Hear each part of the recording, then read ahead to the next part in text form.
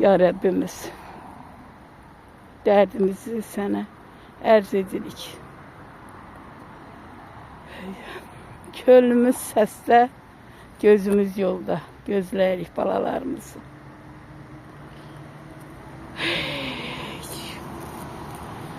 Bizi heç kəs başa düşmür. Nə qohum, nə qardaş, nə bacı.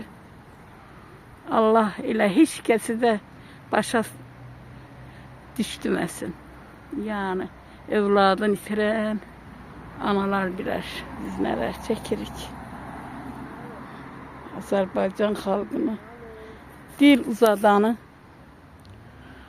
Allah cəzasını versin. İstəyirəm dünyada sır ola, hər yerdə şənlik ola.